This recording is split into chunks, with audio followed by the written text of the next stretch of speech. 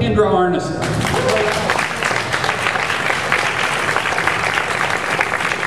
Thank you.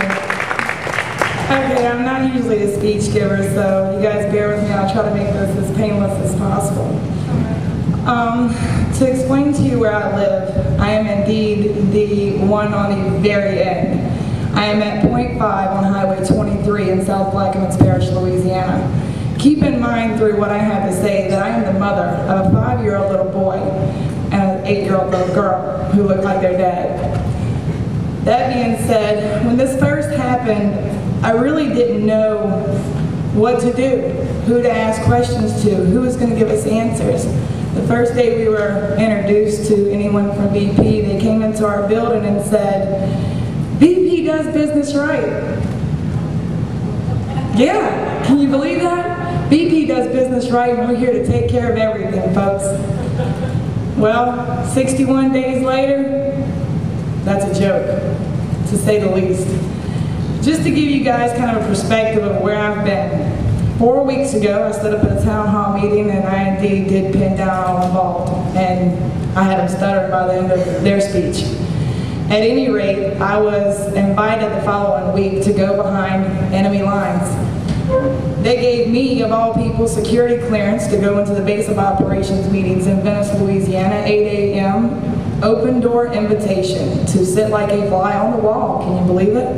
It's really going on. They also gave me security clearance to go into the Homa Incident Command Post, which is over the entire region of Louisiana. I've been in Coast Guard planes all the way out to the site itself, helicopters, boat rides. I have been everywhere anybody could ever want to go to really get an inside look as to what's going on. Now I want to start by telling you guys that I am not at all impressed. Someone told me this morning that they thought I had crossed over. Well, I picked a team a long time ago. My father was a commercial fisherman, and my husband's a commercial fisherman. Every man that I've ever known, loved, and respected is on the water. They're good men. At any rate, for the past week, I've heard in the ops meeting, we need to cut costs. Yes, that is what they've said, that they need to cut costs. I almost came out of my chair the first time I heard it, but I'm trying to stay where I am because someone has to be on the inside overlooking and seeing as to what's going on the ground. That being said, where I've seen cutting costs is quite unfortunate. What we call in Venice, what they call, the first week I didn't understand this phrase, ponies and balloons. Well, the only place I've ever seen ponies and balloons is at a circus, right? At any rate, about a week and a half in, I learned what ponies and balloons meant. Ponies and balloons means that every time an official is headed anywhere near here, they get a heads up. All assets are deployed into the hardest hit areas. The official comes in, flies over, good job fellas, pats them on the back. When the official disappears out of the hardest hit area, so does 75 to 80% of the response. It's happening every day. I'm watching it, I'm seeing it. I don't agree with it. Anyone in this room is not going to agree with it, and our great nation's not going to agree with it. We are expendable to these people. We do not matter. Now, I'm going to get off that, and I'm sorry I talk in circles, but that's the coon ass in me. If y'all can follow me, then let me know. At any rate, I'm going to go into the health issues for a moment, if you don't mind. I sat through endless hours of meetings with BP's safety officers. I've sat through an hour and 45-minute meeting with the Coast Guard safety officer, both in the Homa Incident Command Post, as well as a gentleman from OSHA. In order to obtain a respirator for our responders, now this isn't just commercial fishermen, I'm talking about Coast Guard members, all responders, people off the street, everybody involved. Number one, they have to fill out an ocean questionnaire. Number two, they have to have a physical evaluation by a medical professional. But EPA is doing air monitoring. Everything's okay, it's great.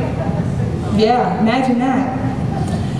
At any rate, there is in fact some act somewhere in OSHA's law that says that volunteers have a right to wear a volunteer respirator. But, as we all know, BP has taken over our golf. BP rules right now our golf. I mean, bottom line, that's who's in charge of this situation. They couldn't even run their own company and they were in charge of this response. I'm totally appalled.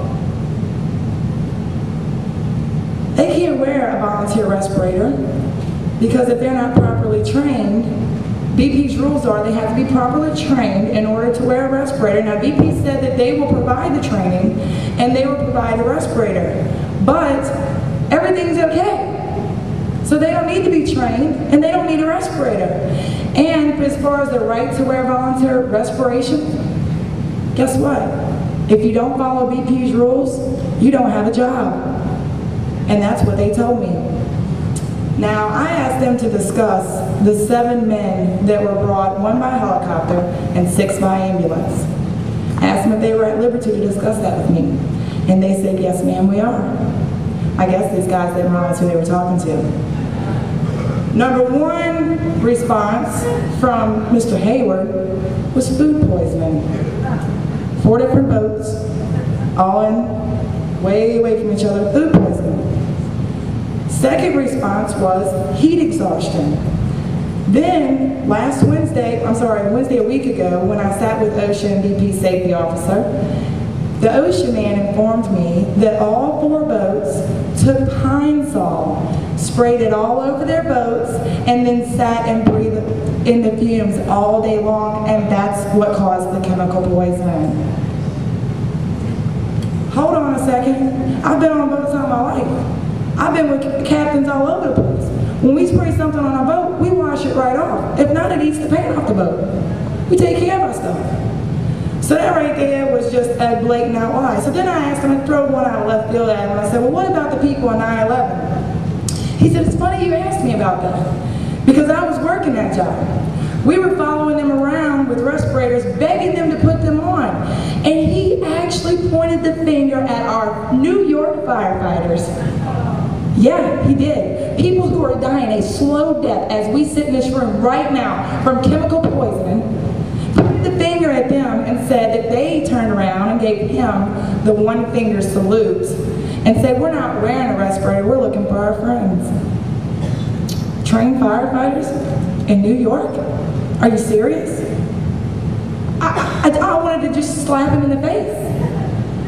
But I was good. At any rate, you know, my children have broke out in 4 rashes.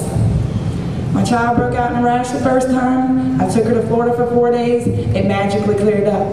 I brought her back. She broke out again. I left. She cleared up. Now, today, she's broke out again. Not to mention that my beautiful, healthy, straight A student, gorgeous daughter, has a double ear infection, upper respiratory problems. I left and went to Baton Rouge, and as I drove back home, clearing the throat, the stickiness, the upper respiratory irritation. You know, the bottom line here is, this morning I contacted Miss Marla Cooper, who is District 9 Councilwoman for Plaquemines Parish. And Miss Marla has 3 grandchildren in our area, and she's just a great grandparent, a good mom. And I told her, Miss Marla, we have got to call for an evacuation of our area. We cannot allow our citizens to sit like we're out in the middle of this stuff's on all 3 sides of my home. I walk outside and there's a haze. They're called bad air days. Folks, stay inside, put your air conditioner on recirculation. Everything's just fine. Well, why do we need to lock ourselves up in our house? You really think that's going to cut it? Do you really think that's going to make the situation better? No, it's not. Where do you think the air comes from that's in the house? Outside the house. These people, they never cease to amaze me. The lack of humanity here. I know that my parish only makes up 2% of Louisiana's population, but does that make my people expendable? This is unacceptable. They are slowly poisoning every person that I've ever been close to in my entire life, and I'm standing here saying no more. Now, if I ruffle some feathers and make some people mad, so be it. I don't care. My people are more important to me than their bottom line. And that is my bottom line. So basically, this whole Ponies and Balloons Act, if someone does not come in and properly oversee this response, our marsh now is being used as a boom, an absorbent boom, a big giant sponge. It's on both sides of us. It will fill up, it is filling up constantly. We have heavy, heavy crude penetrating our marsh all over the place right now as we speak. They deploy and then they pull them back in when a politician comes in. This is not acceptable. They're not cleaning it up. They're covering it up. We're barely into this. This could go on for years and years, and they're already cutting costs, cutting corners, and taking shortcuts is why we're all sitting in this room today. Enough is enough.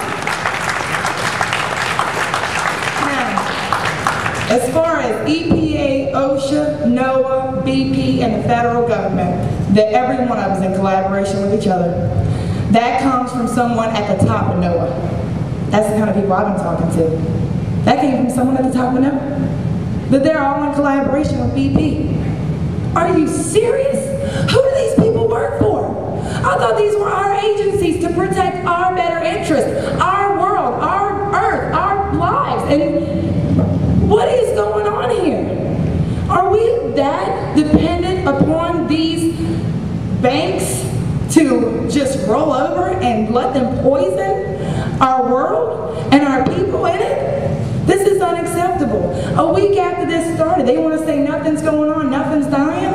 A week after this started, I traveled 70 miles east of the original site. There was these shells floating all over the top of the water, hundreds of thousands of them. They were empty because they were dead. I've never seen a shell float in my life. Dead, a week after. 4 weeks ago, when the oil was trajected to hit the west side of our peninsula, I was so mad after I went down to Pass Lucha and seen what wasn't being done there that I got in my boat, my time, and I took a trip. I also had Fox National News on my boat.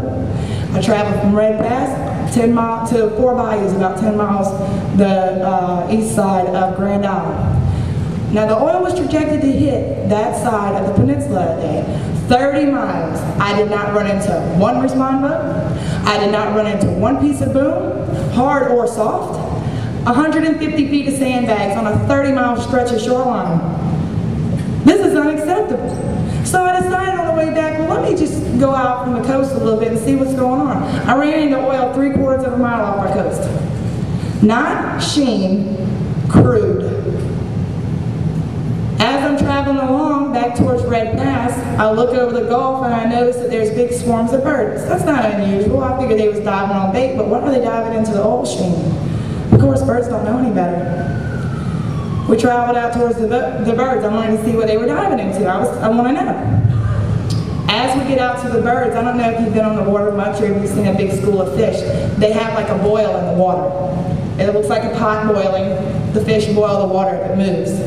As we drift into it, it's big bull reds with their mouths open on top of the water, laying sideways, swimming upside down in a circle.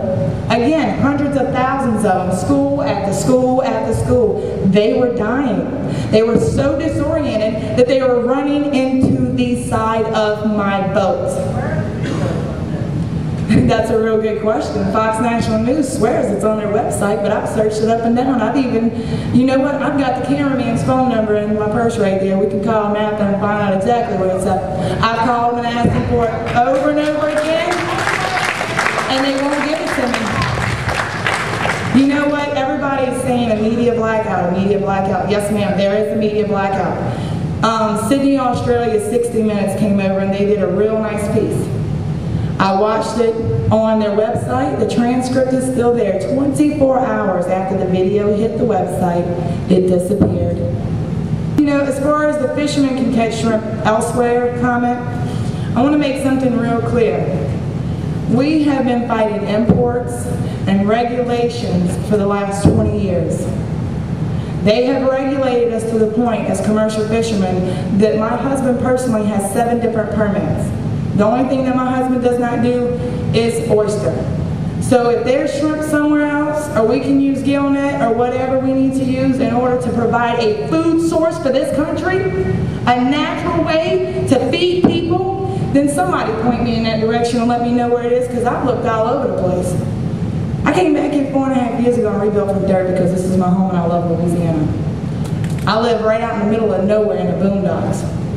The bottom line here is, if the country does not stand up and say no more, we must take action. We cannot sit back, and if this stuff does not stop, guys, this is going to go global. It will destroy 1/3 of the world's water. Bank on it. If they do not stop this, every ocean is connected. It will go on and on and on, as my daughter says, infinity plus 2. Enough's enough. I'll take any questions after. Thank you for listening.